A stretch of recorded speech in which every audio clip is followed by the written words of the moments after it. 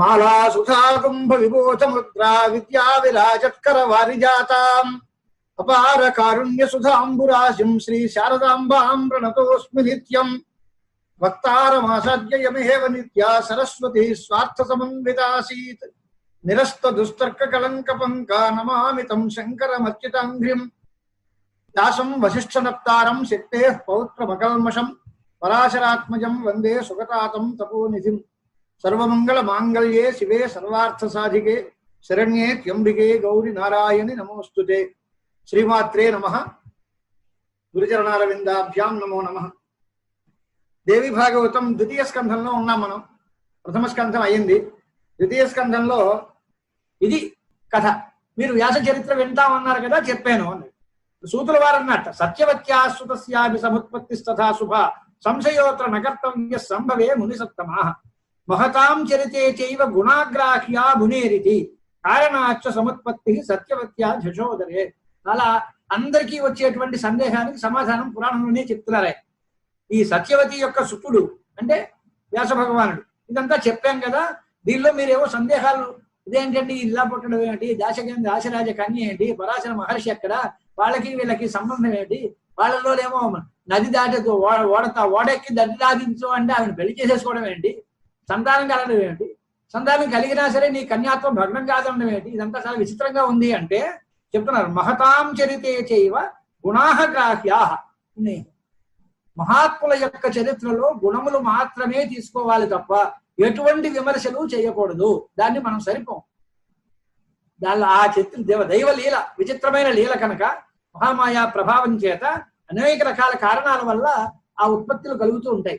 అంచేత వ్యాసోత్పత్తి ప్రధాన కారణంగా పెట్టుకుని పరాశర సత్యవతి సంవాదం కలిగిందే తప్ప వారికి వేరేగా కామ ఉపభోగాలను లౌకికమైన కోరికలను ఈ మాటలు ఏమీ లేదు కనుక పరాశరేణ సంయోగ పునః శంతనునా తథా అన్యథా తమునేశ్చిత్తం కథం కామాకులం భవేత్. అలా కాకపోతే మళ్ళీ శంతన మహారాజా వారికి సత్యవతికి వివాహం ఏంటి? పరాశర మహర్షి అంతటి వాడు ధైర్యం కలిగినటువంటి మహర్షికి మనస్సు చెలించడం ఏమిటి? ఇదంతా అది అనార్యజుష్టం ధర్మజ్ఞ కృతవాన్ స కథం ముని అనేటువంటి మాట ఆశ్చర్యకరంగా ఉంది కదా. ఇలాంటి మాటలు వినడానికి కూడా చాలా పాపంగా జుగుప్సగా కనిపిస్తున్నాయి కదా అని అంటే అలా ఏమీ లేదు. ఇలాంటి సకారణ ఈ ఉత్పత్తి కథిత ఆశ్చర్యకారిణి. దీనికి కారణం ఉంది. ఇది ఆశ్చర్యకరమైనటువంటి వృత్తాంతం. అమ్మవారి యొక్క సంకల్ప మాత్రం చేత ఇదంతా కలిగిద్ది. పైగా విశేషం ఏమిటి? ఇదేదో పాప చరిత్రగా అనిపిస్తోంది, కానీ దీనికి ఫలశ్రుతి ఏంటో తెలుసా అండి? శ్రుత్వా పాపాచ్చ నిర్ముక్త నరోభవతి సర్వథా ఏతత్ శుభమాఖ్యానం శృణోతి శృతిమాన్ నరః.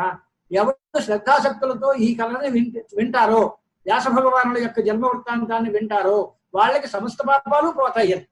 ఇదేదో పాప చరిత్రగా కనిపిస్తోంది అనే మాట కాదు. దీన్ని విన్న వాళ్ళ పాపాలన్నీ పోతాయి. అంత మహానుభావుడైన అలాంటి వారి యొక్క జన్మ వృత్తాంతం నా దుర్గతి మమాప్నోతి సుఖీ భవతి సర్వదా. వ్యాస భట్టారకులు సాక్షాత్తు విష్ణుమూర్తి యొక్క అంశం. ఆయన యొక్క చరిత్రని విన్న వాళ్ళకి పాపాలన్నీ పోతాయి, అలాంటి వాళ్ళకి దుర్గతి ఎప్పుడూ కలగదు అనేటువంటి మాట చెప్పారు. చెప్తే ఋషులు మళ్ళీ సందేహం వచ్చి మళ్ళీ అడిగారట, ఇంకొక మనస్సు సమాధానం కావాలండి అని. అంటే వ్యాస మహర్షి యొక్క తల్లి సత్యవతీదేవి అన్నారు. ఆవిడ కథం నృపతిం ప్రాప్త శంతను ధర్మవిత్తమం. శంతను మహారాజా వారిని ఎలా వివాహం చేసుకుంది?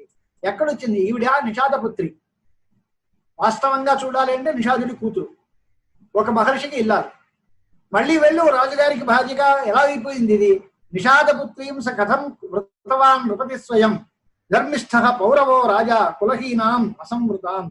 కులమా తక్కువ. ఈ తక్కువ కులంలో పుట్టినటువంటి సత్యవతిని దాసరాజ కన్యని ఆ శంతన మహారాజా వారు ఉత్తమ క్షత్రియ వంశ సంభూతులైన మహాప్రభువు ఆయన ఎలా వివాహం చేసుకున్నాడు? పైగా ఆయన తాలూకు శంతనుడి యొక్క మొట్టమొదటి ఇల్లాలుంది గంగామాత. ఆవిడెక్కడికి పోయింది? శంతనో ప్రథమాపత్ని కాహ్యభూత్ కథయాధున భీష్మ పుత్రోధ మేధావి వసోరంశ కథం పునః. భీష్మాచార్యుల వారికి తండ్రి శంతనుడు అని కథ విన్నాం మనం. అంటే శంతనుడు భీష్మాచార్యుల వారి యొక్క తల్లి ఎవరు? ఆ తల్లి ఏమైంది? శంతనుడి యొక్క మొదటి భార్య కొడుకు భీష్ముడు. ఆ మొదటి భార్య ఎవరు? ఆవిడ ఎందుకు వెళ్ళిపోయింది? మళ్ళీ ఈయన ఎందుకు పెళ్లి చేసుకోవాల్సి వచ్చింది? ఇది ఎలాగ ఈ సమావేశం ఉంది? ఇదంతా చాలా విచిత్రంగా ఉంది. ఇదంతా మీరు పైగా వెనకాల ప్రథమ స్కంధం చివరిలో చెప్పారు, త్వయా ప్రోక్తం పురా సూత రాజా చిత్రాంగద కృత సత్యవత్యా సుతో వీర భీష్మేణ అమిత తేజస. సత్యవతి యొక్క కుమారుడుగా చిత్రాంగదుడు విచిత్రవీర్యుడు అనేటువంటి ఇద్దరు కుమారులు పుట్టించాము అని ఆ కథ చెప్పారు కదా మీరు. వాళ్ళందరూ ఏమైపోయారు? పైగా వీళ్ళందరూ ఉంటా జ్యేష్ఠే భీష్మే స్థితే పూర్వం ధర్మిష్ఠే రూపవత్యపి కృతవాన్ స కథం రాజ్యం స్థాపితస్థైన జానతాన్. అన్ని ప్రశ్నలు లోక తెలిసినవే, భారత కథ తెలిసిన వాళ్ళందరికీ తెలుసు. భీష్ముడు పెద్ద కుమారుడు ఉన్నాడు, భీష్మాచార్యులు వారు ఉండగా విచిత్రవీరుడు చిత్రాంగదుడు రాజ్యానికి ఎలా వచ్చారు? అసలు వాళ్ళు ఎందుకు వచ్చారు? సంతానం లేదు, కురువంశం నశించిపోతోంది అంటే కదా దేవర న్యాయంతో వాళ్ళ యొక్క ఉత్పత్తి కలిగింది. ఆయన ఉండగా, అంత పెద్ద యోగ్యుడైనటువంటి మహాపురుషుడు భీష్మాచార్యుల వారు ఉండగా రాజ్యానికి లోపమే వచ్చింది. అసలు వీళ్ళు ఎందుకు వచ్చారు? వీళ్ళు రాజ్యం భీష్ముడికి ఎందుకు అప్పచెప్పలేదు ఆ గంగామాత? లేదా ఈ వివాహం చేసుకున్న తర్వాత ఈ శంతనుడు వివాహం చేసిన తర్వాత జరిగే కథ ఏమిటి? భీష్ముడు శాపానికి మార్గం ఏమిటి? ఇదంతా అడిగారు. పురాణకర్త ధర్మాత్మ స కథం కృతవాన్ ముని సేవనం పరదారాణం ధాతుశ్చైవ విశేషత. దేవర న్యాయంతో సంతానం కలగడము అంటే సోదరుడు యొక్క భార్యలో ఎంతో సంతానం పుట్టడం. అది పురాణకర్త అయిన మహాపురుషుడు వేదవ్యాసుల వారంతటి వారు ఈ పని చేస్తారా? ఇది చేయడం ఏమిటో మాకు విచిత్రంగా ఉంది, మనస్సుకి చాలా సందేహాన్ని ఇస్తోంది అని చెప్పి ఈ సందేహాలు తీర్చండి అన్నారు. ఇంకా అక్కడి నుంచి భీష్మాచార్య చరిత్రకి దారి తీస్తారనమాట. సూత ఉవాచ ఇక్ష్వాకు వంశ ప్రభవో మహాభిష ఇది స్మృత సత్యవాన్ ధర్మశీలశ్చ చక్రవర్తి నృపోత్తమ. మహాభిషుడు అనే పేరు కలిగినటువంటి ఇక్ష్వాకు వంశంలో పుట్టినటువంటి గొప్ప చక్రవర్తి ఉండేవాడు. ఆయన 1000 అశ్వమేధాలు చేశాడు, 100 వాజపేయాలు చేశాడు, దేవేంద్రుడిని చాలా సంతోష పెట్టాడు. ఒకరోజు బ్రహ్మసదనానికి వెళ్ళారట. చూసిన తర్వాత అక్కడ ప్రజాపతిని సేవిద్దాం అనుకున్నారు. ఆ సందర్భంలో గంగా నది అక్కడ ఉంది. గంగా మహానది తత్ర సంస్థిత సేవితం విభం తస్యా వాసస్సముద్భూతం మారుతేన ధర. ఆవిడ కట్టుకున్నటువంటి బట్ట కాస్త ఆ మారుతుడి యొక్క అంటే వాయు ప్రభావం చేత కొంచెం పక్కకి తప్పుకుంది. దాన్ని చూసేసరికి ఈ మహాభిషుడు అనేటువంటి వసువుకి చాలా మనస్సు చలించింది. సాపితం ప్రేమ సంయుక్తం రూపం జ్ఞాతవతి నది. ఆ గంగా నది ఈ మహాభిషుడు వీళ్ళిద్దరూ బ్రహ్మగారి లోకంలో ప్రజాపతిని సేవిస్తూ ఉన్న కాలంలో ఆ గాలికి ఆవిడ వస్త్రం కదలడం, దాన్ని చూసి ఈయన మనసు పారేసుకోవడం, ఇద్దరు పరస్పరం ప్రేమ సంయుక్తులు అవ్వడం, కామమోహితులు అవ్వడం, ఇదంతా చూసిన తర్వాత బ్రహ్మగారు కోపించారు. బ్రహ్మ చుకోప తౌ తోర్ణం శశాపచ రుషాన్విత మత్స్యలోకేషు భూపాల జన్మ ప్రాప్య పునర్దివం పుణ్యేన మహతావిష్ట త్వమవాప్స్యసి సర్వథా. ఆ మహాభిషుడిని భూలోకంలో మనుష్యులుగా పుట్టాలి అని చెప్పించారట బ్రహ్మగారు. చెప్పించిన తర్వాత గంగా ఏమన్నారు అంటే, నువ్వు కూడా అక్కడికి వెళ్ళు, అతన్ని మా కామా దృష్టితో నువ్వు చూసావు కనుక నువ్వు కూడా భూలోకంలో వెళ్ళు అన్నారు. వాళ్ళిద్దరూ బ్రహ్మని మతిమాలుకున్నారు. అది ఏదో పొరపాటు అయింది, చూసాము, మళ్ళీ ఎంతకాలం అలా భూలోకంలో ఉండగలమండి అని అంటే, అప్పుడు తర్వాత ఏతస్మిన్ సమయ ఈ లోపుగా ధర్మతత్పరుడైనటువంటి వాళ్ళందరినీ కూడా ఆ ధర్మతత్పరులైనటువంటి వసువులు కొంతమంది అష్ట వసువులు అంటారు, జనమండుగురు వసువులు, వాళ్ళందరూ భార్యా సమేతులై అక్కడికి వచ్చారు. ఆ వశిష్ఠాశ్రమానికి వచ్చారట. వాళ్ళందరూ వస్తున్నప్పుడు వాళ్ళలో ద్యౌర్నామా తచ్చ భార్యాత నందినీంగాంగదర్శ. వశిష్ఠాశ్రమానికి వస్తే వశిష్ఠ మహర్షి ఆశ్రమంలో నందిని ధేను ఉంది. ఆ ద్యౌర్ అనేటువంటి పేరు కలిగినటువంటి వసువు ఆయన భార్య ఆ నందిని దేవిని చూసి, నందిని ధేనువుని చూసి, అది చాలా బాగుంది, నాకు ఇచ్చేయండి.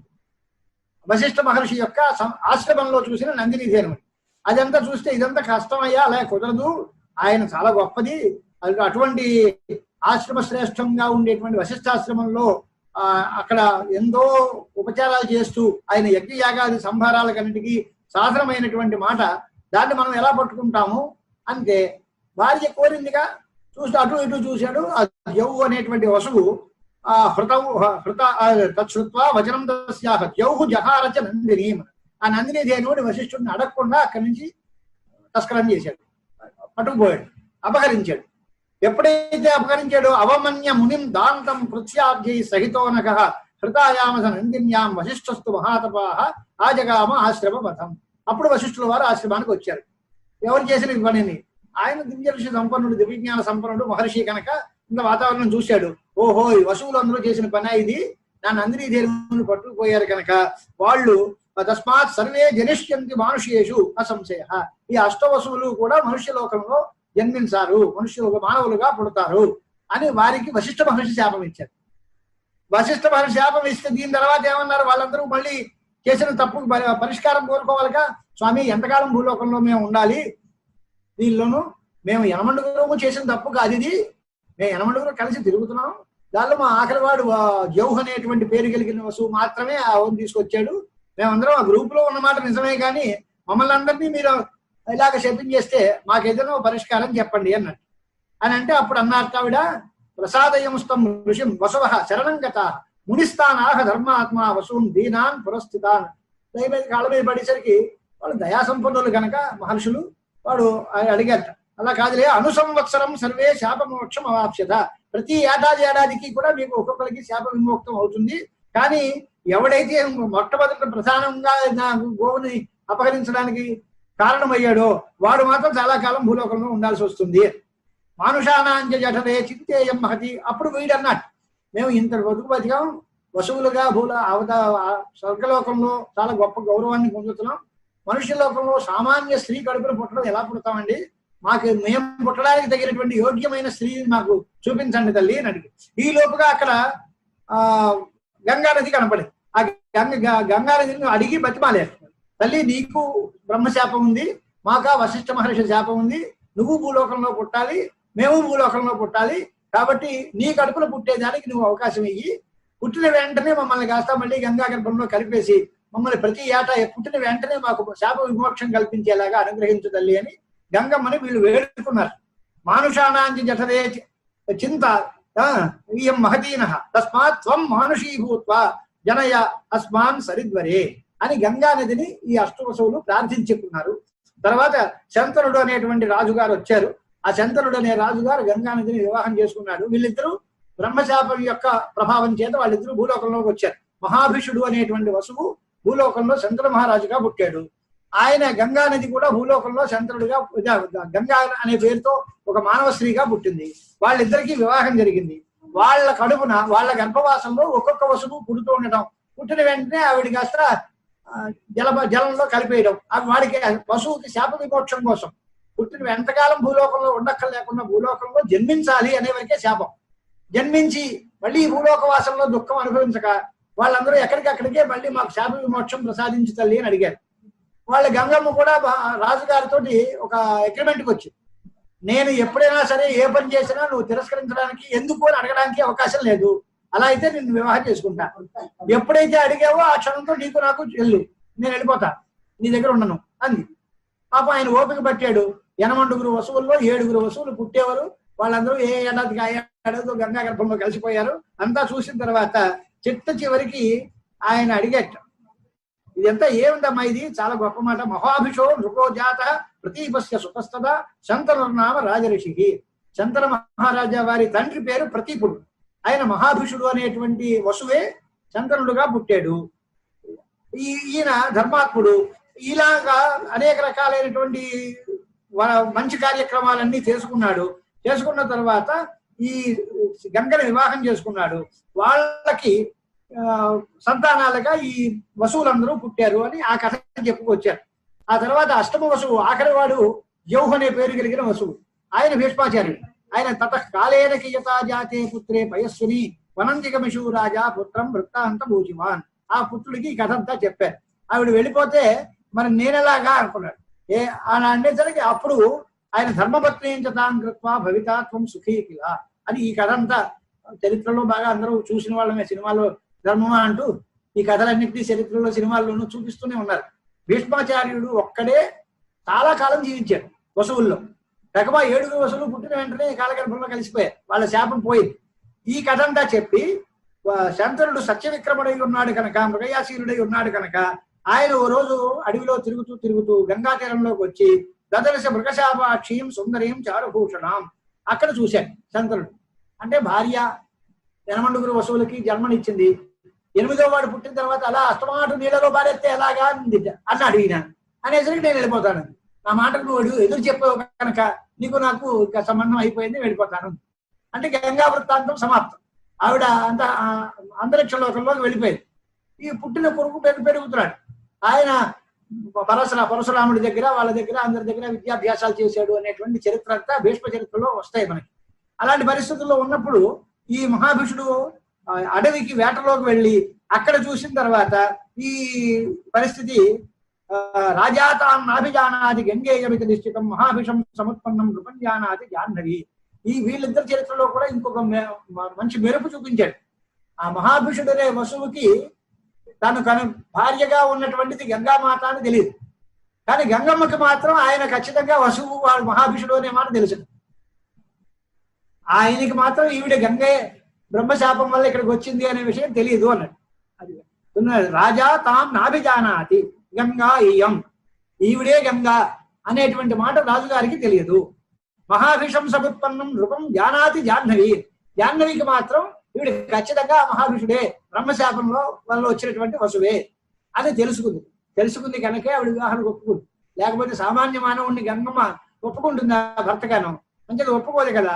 జానావిత్వాన్ నృపశ్రేష్ఠ ప్రతీపదనయం శుభం కారవాంఛతి చార్వంగి భావిత్వాత్ సదృశం పదిమ్మని ఈ రకమైనటువంటి కథంగా చెప్తే ఆ వసువులందరికీ యొక్క వృత్తాంతం చెప్పిన తర్వాత అపుత్రస్య గతిర్నాస్తి అని ఇక్కడ కూడా మాటని ఒక్కటైనా వదిలిపెట్టు, లేకపోయే మాట అయితే నాకు వంశం ఉండదు అంచేత ఖచ్చితంగా ఆ ఆఖరి వసువుని భూలోకంలో బతికించు, వాడిని చంపేయడానికి నేను ఒప్పుకోను. సప్తతే వసవపుత్రాహ ముక్తాహ శాపా దృశేస్తుతే హియంతం కాలం ఏకోయం తవ పుత్రో భవిష్యతి అంటే చెప్పిన తర్వాత గంగాదత్తం ఇమం పుత్రం గృహాణ శంతనో స్వయం వసుం దేవం విదిత్వా ఏనం సుఖం భుంక్ష సుతోద్భవం అని ఆవిడ చెప్పింది ఆ మాట. గంగాదత్తమైనటువంటి పుత్రుడు, దీన్ని తీసుకో, ఈయన వసువే సాక్షాత్తును, 8వ వసువు, యౌహ అనే పేరు కలిగిన వసువు. ఆయన వశిష్ఠుడి ఆశ్రమంలో ఉన్న నందిని ధేనువు నీ అపహరించడం వల్ల భూలోకంలో పుట్టాడు. ఆయనే భీష్మాచార్యుడు. ఆయన నీ కుమారుడిగా కలగడం నీ అదృష్టం. వీడితోటి నువ్వు పుత్ర సుఖాన్ని అనుభవించి లోకంలో చాలా చరిత్ర ప్రసిద్ధి మాత్రం పొందుతావు. ఈయనకి కూడా గాంగేయుడు అనే పేరు కలిగింది. గాంగేయోయం మహాభాగ భవిష్యతి బలాధిక, వీడి బలం అసామాన్యమైన బలం. లోకంలో త్రిభువనాల్లోనూ కూడా భీష్మాచార్యుల చేతిలో ధనుస్తున్నంత కాలం ఆయనకి ఎవ్వరూ ఎదురించి నిలబడలేరు. గాంగేయుడు అనే పేరు కలిగినటువంటి వాడు. అద్య తత్ర నయామి ఏనం ఎత్ర త్వం వై మయా వృత నాశ్యామి యౌవనం ప్రాప్తం పాలయిత్వా మహీపతే అని 8 పిల్లలు పుట్టిన తర్వాత రాజుగారు కుశలాడైపోతాడు కదా. అంటే గంగమ్మ మళ్ళీ వరం ఇచ్చిందట, నువ్వు మళ్ళీ నిత్య నూతనంగా నవయౌవనంలో ఉండేట్లాగా ఉంటావు, నీకు యౌవనాన్ని ప్రసాదిస్తున్నాను, నేను నాకు ఆకాశగామం చేస్తాను, నీకు మళ్ళీ పూర్తి యౌవనాన్ని అనుగ్రహిస్తున్నాను అని ఆ భార్య రాజుగారికి వరం ఇచ్చింది. ఇత్యుక్త్వా అంతర్దధే గంగా, ఆ గంగా మాత అంతర్ధానం చెందిండ. రాజుగారు చాలా బాధపడ్డాడు. అడవికి వెళ్ళి ఈ దాసకన్యను చూశాడు. ఇక్కడి నుంచి కథ మనందరికీ తెలిసిన కథే. ఆ దాసరాజుని పెళ్లి చేసుకుంటాము అని అంటే, కుమార్తెను సత్యవతిని పెళ్లి చేసుకుంటాను అంటే ఆ దాసరాజు ఎలా లిటిగేషన్ పెట్టింది, రాజుగారి ఇద్దాం అనుకున్న వాళ్ళ భార్య అన్ని కోరికలు గంతమ కోరికలు కోరింది అని సినిమా కథల్లో చూపిస్తున్నారు. అలాగేం లేదు. పుత్రోయం తమ రాజేంద్ర రక్షితశ్చ అష్టమో వసువు అని గంగామాత చెప్పింది, అంతర్ధానం చెందింది. ఆ తర్వాత ఈ గాంగేయుడి యొక్క ఉత్పత్తిని విన్న వాళ్ళందరూ కూడా సమస్త పాపాలు పోయి చాలా సంతోషంగా ఉంటారు అనే ఉద్దేశంతో ఆఖ్యానాన్ని పూర్తి చేసి శ్రీమద్భాగవతం పుణ్యం నానాఖ్యాన కథాన్వితం ద్వైపాయన ముఖోద్భూతం పంచలక్షణ సంయుతం శృణ్వతాం సర్వపాపక్షం సుభదం సుఖదం తథా అనేటువంటి పేరుతోటి దీనిలో వేదవ్యాస ఉత్పత్తి ఒకటి, రెండవది భీష్మాచార్యుల యొక్క ఉత్పత్తి ఒకటి. ఇది చాలా ప్రధానమైనటువంటి కథలు. యోజనగంధి సత్యవతీదేవి యొక్క కథ ఇది అయిపోయిన తర్వాత ఇప్పుడు వసూనాం సంభవస్సూత కథిత శాపకారణాత్ గాంగేయస్య తథోత్పత్తి అని ఋషులు అడిగి వ్యాసుడి యొక్క తల్లి అయినటువంటి సత్యవతీదేవి శంతనుడిని ఎలా పొందింది అని మళ్ళీ ప్రశ్న చేశారు. అప్పుడు శంతనుడి యొక్క వివాహాన్ని అంతటినీ కనుక చెప్పుకుని ఆయన అడవిలోకి వెళ్ళిన తర్వాత ఆ రూపాన్ని అంతటి దివ్యమైన పరిమళాన్ని చాలా దూరం నుంచే చూసి కామం బాగా పెరిగిన వాడై పెళ్లి చేసుకుందామని అనుకున్నాడు. అలా ఆ దాసరాజు అడిగాడు. అడిగిన తర్వాత నేను ఇదివరకే దాసోస్మితవ భూపాల కృతార్థోహం తవాగమే ఆజ్ఞాందేహి మహారాజా యథర్థమిక ఆగత అని దాసరాజు తన వినయంతో శంకర మహారాజా వారికి స్వాగత సపర్యలు చేశాడు అని ఉంది. కన్యారత్నం నాకు ఇవ్వాలి అని అడిగి ధర్మపత్ని కరిష్యామి సుతామేతాం తవానక అని అడిగాడు ఈయన. ఎవరు? శంకర మహారాజా వారు. దాసరాజుతో నీ కుమార్తెను వివాహం చేసుకుంటానయ్యా, నువ్వు ఇచ్చి మాట అయితే చాలా సంతోషము అని అంటే ఆవిడ అన్నాడు దాతవ్యంతు ప్రదాస్యామి త్వదేయం కదాచన తస్యా పుత్రో మహారాజ త్వదంతే పృథివీపతి సర్వథాచ అభిషేక్తవ్య నాణ్య పుత్రస్తవేది వై అని రాజుగారే చెప్పినట్టుగా ఉంది పురాణం. మా అమ్మాయి కొడుకు పుట్టితే ఆ కొడుకే రాజు అవ్వాలి, అలా కనుక ఒప్పుకుంటే మా అమ్మాయి నుంచే నీకు పెళ్లి చేస్తాను, అంతేగాని నీకు పెద్ద కుమారుడు ఉన్నాడు, ఆయన చాలా పెద్ద మహావీరుడు, ఆయనకే రాజ్యం ఇస్తాను అంటే నేనెందుకు చేస్తాను అలా అంటే రాజుగారు ఆ మాట విన్న తర్వాత శంతన మహారాజా వారు మనసులో చాలా కష్టపడ్డారు. గాంగేయుడు అంతటి మహాపురుషుడిని వదిలిపెట్టేసి నేను ఈ పెళ్లి చేసుకుని వీడికి పుట్టే సంతానానికి రాజ్యాన్ని కట్టబెట్టడం అనేది నేను ఇష్టపడను అని వెళ్ళిపోయాడు పాపం ఇంటికి. ఆశ్రమంలో రాజుగారు ఆస్థానంలో కూర్చున్న తర్వాత చింతాతురంతం దృష్ట్యా పుత్ర దేవవ్రతస్తదా అని గాంగేయుడి పేరు అసలు పేరు దేవవ్రత, గంగాదేవి కుమారుడు కాబట్టి గాంగేయుడు, భీష్మ ప్రతిజ్ఞ చేశాడు కాబట్టి భీష్మాచార్యుడు. ఇవన్నీ సామర్థ్యం చేత సంపాదించుకున్న పేర్లు అవన్నీ. ఆయన పేరు మాత్రం దేవవ్రత. చింతాతురుడైనటువంటి తండ్రి గారిని చూసి దేవవ్రతుడు అన్నట్ట, ఏంటి తండ్రి మీకు అసంతోషానికి కారణం ఏంటి, ఇంతలా బాధ ఎందుకు పడుతున్నారు, దుర్జయమైన శత్రువు ఎవడైనా ఉన్నాడా, ఎవడైనా కనుక ఉండిమాట అయితే మీకు అవమానం చేసిన వాడు కానీ లేదా మీతో ఎదిరించిన వాడు కానీ ఎవరైనా ఉంటే నాతో చెప్పండి, క్షణకాలంలో భూమండలాన్ని అంతటినీ మీ పాదాల ముందు పెడతాను అని మహాప్రభావం కనుక. కింతేన జాతేన సుతేన రాజన్ దుఃఖం నజానాతి నాశయేద్య రుణం గ్రహీతం సముపాగతోసౌ ప్రాగ్జన్మజం నాత్ర విచారణాస్తి. కొడుకంటే ఏంటి అంటే తండ్రి గారికి ఎటువంటి దుఃఖాలు కలగకుండా చేయాలి. ఒకవేళ దుఃఖం ఏదైనా వస్తే ఆ దుఃఖాన్ని పోగొట్టాలి. అలా పోగొట్టకపోతే వాడి కొడుకు ఏంటి, వాడి కొడుకు ఎందుకు అవసరం. కిందేన జాతేన సుతేన, అలాంటి కొడుకు పుడితే ఏమిటి ఉపయోగం ఏంటి అంచేత తండ్రి నీ దుఃఖాన్ని పోగొట్టకపోతే నేను పుట్టిన ఏం ఉపయోగం ఏమిటి. దానికోసం తండ్రికి సుఖం కోసం తండ్రి మాట నిలబెట్టడం కోసం విముచ్య రాజ్యం రఘునందనోపి తాతాజ్ఞయా దాశరథస్తు రామ వనంగతం లక్ష్మణ జానకీభ్యాం సగైవ శైలంకిల చిత్రకూటం. రామవృత్తాంతాన్ని కూడా చెప్పాడు ఆయన. రామచంద్రమూర్తి తన తండ్రి ఆజ్ఞ పరిపాలన కోసం సీతాలక్ష్మణ సమేతుడై చిత్రకూటానికి వెళ్ళిపోయి అడవుల్లో కాలక్షేపం చేశారు కదా. అలాంటి సుతో హరిశ్చంద్ర నృపస్య రాజన్ యో రోహితశ్చేతి ప్రసిద్ధనామ క్రీతోథ పిత్ర విపణోద్యతశ్చ దశార్పిత విప్రగృహేతు నూనాం. హరిశ్చంద్ర చక్రవర్తి కథ ఒకటి చెప్పారు. ఆయన కుమారుడు రోహితుడు ఉన్నాడు. మరి ఎంత మహారాజు చక్రవర్తి కొడుకు, బ్రాహ్మడు అది ఒక దాస్యం చేసుకుంటూ ఎవరి చేత కొనబడిపోతే ఆ చంద్రమతి మాత దాస్యానికి ఒప్పుకుంటే ఆ ఇంట్లో నౌకర్లీ చేశాడు ఆయన. ఇలా చొప్పున ఎన్నో రకాలైన పిత్రాజ్ఞయ జామయజ్ఞైన పూర్వం చిన్నం శిరో మాతురితి ప్రసిద్ధం. తండ్రి ఆజ్ఞ చేత పరశురాముడు తన తల్లి యొక్క శిరస్సునే ఖండించాడు. అంచేత తండ్రి మాట పాటించకపోతే కొడుకేంటి అంచేత తండ్రి నీ దుఃఖానికి కారణం ఏమిటి.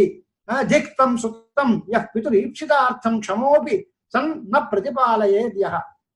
బలం ఉండి చేతనై చెయ్యగలిగి ఉన్నప్పుడు కూడా తండ్రి కోరికలు తీర్చుకోకపోతే వాడు కొడుకే కాదు. అంచేత నాకు అసాధ్యమైన పని ప్రపంచంలో లేదు, మీరు చెప్పండి మీకు దుఃఖానికి కారణం ఏమిటో దాన్ని నేను తీరుస్తాను అన్నాడు. ఇదంతా చూసిన తర్వాత ఆ పక్కన రాజుగారు అన్నాడు, చింతామే మహతీపుత్ర యస్త్వమేకోసిమే సుత. ఏకపుత్రుడు అనపత్యుడు సమానం ఉంది.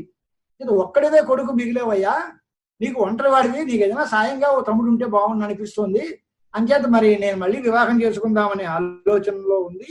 ఏకపుత్రత్వము ఏకాపత్యంగా ఉండడం కానీ అనపత్యత్వం కానీ రెండూ సమానంగానే ఉంటాయి కాబట్టి నేను మళ్ళీ వివాహం చేసుకుందామని అనుకున్నాడు. చాలా సంతోషం స్వామి, దీని మీకు అడ్డమే ఉంది, ఏం చెప్పండి అని అంటే దాశరాజు కథ చెప్పాడు.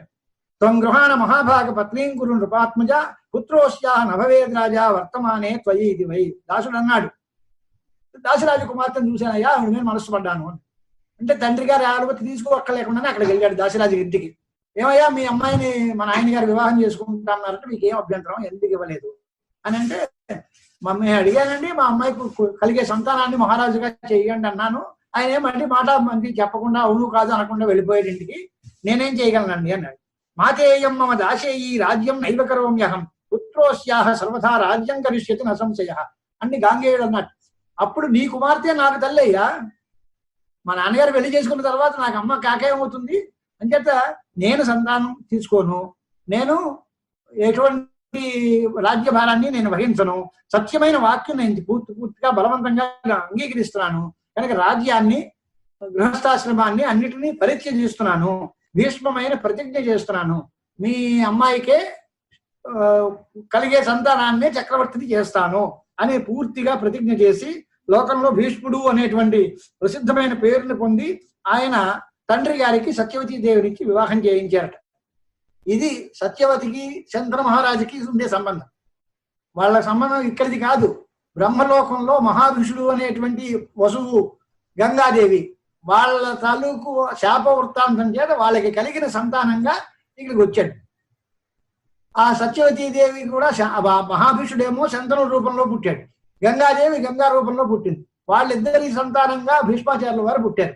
ఆ తర్వాత గంగాదేవి అంతర్హితమై అంత ఆకాశంలోకి వెళ్ళిపోయింది. తర్వాత మళ్ళీ సత్యవతీదేవితో వివాహం చేశారు. ఏవం సత్యవతీ తేన వృత శంతనునాకిల.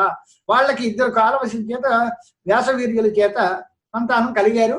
వాళ్ళిద్దరు విచిత్ర వీర్యులు చిత్రాంగదుల యొక్క కథ అకాల మరణంతో ముగిసిపోయింది. తర్వాత వ్యాసానుగ్రహం చేత వాళ్ళకి మళ్ళీ ధృతరాష్ట్రుడు, పాండురాజు, విదురుడు అనేటువంటి ముగ్గురు కుమారులు పుట్టారు. వ్యాసవీర్యాత్వ సంజాత ధృతరాష్ట్ర అంధయేవచ మునిం దృష్ట్వాచ కామిన్యా నేత్ర సమ్మీలనే కృతే. ఆ మునీశ్వరుడు మీకు సంతానం ఇస్తాను అని పిలిచారట. పిలిచిన వెంటనే వచ్చిన వెంటనే వీడు కళ్ళు మూసుకు కూర్చున్నాడు. కళ్ళు మూసుకుని కూర్చుంది ఆవిడ. ఆవిడకి పుట్టిన సంతానం కూడా అంధంగా కళ్ళు లేకుండా పుట్టుగుడ్డిగా ధృతరాష్ట్ర చక్రవర్తి పుట్టాడు. తర్వాత మళ్ళీ పిలిచాడు. వేద రూపాయతో జాత దృష్ట్వా వ్యాసం నృపాత్మజ వ్యాసకోపాత్ సముత్పన్న పాండుస్తేన నసంశయ. ఆవిడ చాలా వ్యాసుడిని చూసేసరికి చాలా భయంగా ఉండి చాలా వెలవెలపోతూ ఉండేది. అప్పుడు వ్యాసుడి యొక్క కోపానికి పాత్రలు అయిపోయింది కాబట్టి ఆ కలిగిన సంతానం పాండురాజుగా తయారయ్యాడు. తర్వాత మళ్ళీ మూడోసారి పిలిచాడు. పిలిచేసరికి ఆవిడ రాకుండా దాసీం ప్రేసయామాసాన్ని సంతోషితస్తయా వ్యాసో దాస్యా కామకళావిధ విదురస్తు సముత్పన్న ధర్మాంశ సత్యవాక్ శుచి. తర్వాత విదురుడు పుట్టాడు దాసీ సంతానంగా, దాసీపుత్రుడిగా పుట్టాడు. అంచేత అంధుడు కాబట్టి ధృతరాష్ట్రుడికి రాజ్యాధికారం లేదు. పాండురాజు మహాబలవంతుడు, విదురుడేమో మేధావి. అంచేత విదురుణ్ణి మంత్రిగా పెట్టి పాండురాజుకి చక్రవర్తిత్వ బాధ్యతలని అప్పచెప్పి ఈయన పైన కూర్చుని భీష్మాచార్యుల వారు కురుపాండవ సంగ్రామం అంటే కౌరవ వంశ రాజ్యాన్ని అందరినీ పరిపాలన చేస్తూ ఉండేవారట. ఆ తర్వాత కథ అంబాలిక, అంబిక వీళ్ళ కథలన్నీ కూడా మళ్ళీ దీనిలో ప్రస్తావనలోకి తీసుకొచ్చారు. గాంధారి చరిత్ర చెప్పి సౌరసేని తథా కుంతి మాద్రీచ భద్రదేశజ గాంధారి సుషువే పుత్రశతం పరమశోభనం అని కౌరవ జననం, గాంధారీదేవి వాళ్ళ సంతానము, కుంతిపుత్రులు వీళ్ళ చరిత్ర అంతా ప్రారంభం చేస్తారు. అంటే వ్యాసానుగ్రహం చేతనే మొత్తం కౌరవ వంశం అంతా నిలబడింది. అంటే వ్యాసుల చరిత్ర ప్రారంభించి అది మెల్లిగా కురు వంశం తాలూకు విస్తారంతో పాటు అంతా పూర్తి చేస్తారనమాట. దానికోసం కుంతి చరిత్ర, సందర్భోచితంగా కర్ణుడి యొక్క జననం, మళ్ళీ కుంతి పుట్టేసరికల్లా కుంతి కర్ణ జననం అదో కథ, మళ్ళీ మధ్యలో అదొకటి ఉంటుంది. అంటే దాంతో అంటే ఇంకో రోజు మాట్లాడుకుంటే ద్వితీయ స్కంధం పూర్తవుతుంది. తర్వాత మహామాయా చరిత్ర అంతా మూడో స్కంధంలో అంతా అమ్మవారి చరిత్రే మొత్తం. ఈ కురు పాండవులు వీళ్ళ చరిత్ర అంతటినీ కూడా ఈ ద్వితీయ స్కంధంలో పూర్తి చేసి చూపించారు మనకి. వంశ విస్తారం చెప్పడం కూడా పురాణ లక్షణం. ప్రతిసర్గశ్చ వంశో మన్వంతరాణి అని ఈ మన్వంతరాలు, వంశాలు, సర్గము ఇవన్నీ చెప్పాలి పురాణ లక్షణాలు. అంచేత అవన్నీ చెప్పారు. దీనికి అందరికీ కూడా ఆయన చెప్పిన మాట బాగా మనస్సు ఒకసారి మళ్ళీ జ్ఞాపకం చేస్తున్నాను. మహాపురుషుల యొక్క చరిత్రలో సందేహించాల్సిన పనే లేదు. అది అనుచితంగా ఉందా, ఇలా అవుతుందా, ఇలాంటి ప్రశ్నలకి అవకాశమే లేదు. అంతటి శ్రద్ధతో అంతటి భక్తితో ఆ కథలను వినాలి తప్ప దానిలో ఎక్కడ అనౌచిత్యం ఉంది, ఇలా చేసేదేంటి, పరాశర మహర్షి అందరి వాడు ఇలా చేయడం బాగుందా, వ్యాస భట్టారకులు ఇలా చేయడం బాగుందా, దేవర న్యాయాన్ని చేత పుత్రుడిని సంపాదించడం బాగుందా, ఇలాంటి ప్రశ్నలకి అవకాశమే లేదు. వాళ్ళు మహాపురుషులు కాబట్టి వాళ్ళ చరిత్ర దృష్టో ధర్మం వ్యతిక్రమ సాహసంచ మహతాం. మహాత్ముల జీవితం చాలా అపరూపంగా ఉంటుంది. దైవ కార్యం చేత అలాంటి కార్యక్రమాలు, వృత్తాంతాలు జరుగుతూ కనిపిస్తూ ఉంటాయి. దాన్ని మనం ప్రశ్నించడానికి అవకాశమే లేదు. అంచేత వాళ్ళ చరిత్రలో గుణాలని మాత్రమే గ్రహించాలి తప్ప ఎటువంటి అపనమ్మకం కానీ దానిలో అనౌచిత్యాన్ని కానీ ఆశంకించడం కానీ ఇలాంటివి ఎప్పుడూ చేయకూడదు అనేది దృష్టి పెట్టుకోవాలి. అలాంటప్పుడు మహాపురుష కీర్తనం వల్ల మనకి శ్రేయస్సు కలుగుతుంది. చాలా గొప్ప వ్యక్తులు ఇద్దరు, పరాశర మహర్షి, వారి కుమారులు వ్యాస మహర్షి, భీష్మాచార్యుల వారు. ఇంతకంటే గొప్ప వాళ్ళు ఎవరుంటారు? మహాభారత గ్రంథంలో చాలా ధర్మ రత్నాలన్నీ మనకి అందించినటువంటి వారు ఎవరు అంటే భీష్మాచార్యులు. భీష్మాచార్యుడి గొప్పతనం మనకు చెప్పుకుంటే కృష్ణ పరమాత్మ అంతటి వాడు స్వయంగా ఉండగా ఆయన కూడా శ్రోతగా ఉన్నాడు. ధర్మరాజు గారు అడిగారు, భీష్మాచార్యుల వారు చెప్పారు ధర్మాలన్నీ. ఆయనే చెప్పొచ్చు కదా, నాకంటే విద్వాంసుడు ఆయనే చెప్తాడు అన్నంత అభిమానంతో కృష్ణ పరమాత్మ పక్కన కూర్చుని విన్నాడు. భీష్ముడి చేత చెప్పించారు. శాంతి పంచకంలో అన్ని ధర్మాలు భీష్మాచార్యుల వారు చెప్పారు. అంచేత అంత గొప్పవాడి యొక్క జన్మ వృత్తాంతాన్ని మనం చదువుకుంటే మనకి చాలా శ్రేయస్సు, చాలా సంతోషకరమైనటువంటి పరిణామాలు ఉన్నాయి. చరిత్రలను వింటూ ఉంటే వాళ్ళల్లో ఉండేటువంటి ఆ నామం వింటే చాలు, దానిలో ఎంతో కొంత 1%, 0.5% ఎంతో అంత పుణ్యం మనకు వస్తుంది. ఉత్తరోత్తరంగా చిరంజీవులందరూ మంచి అభివృద్ధిలో ఉంటారు. ఆ జగదంబ చరిత్ర వినడం చాలా గొప్ప మాట. స్వస్తి ప్రజాభ్యః పరిపాలయంతాం న్యాయేన మార్గేణ మహీం మహీషాః గోబ్రాహ్మణేభ్యః శుభమస్తు నిత్యం లోకాః సమస్తాః సుఖినో భవంతు. హరయే నమః. నమో దేవ్యై మహాదేవ్యై శివాయై నమః. నమః ప్రకృత్యై భద్రాయై నియతాః ప్రణతాః స్వతాం. శుభం.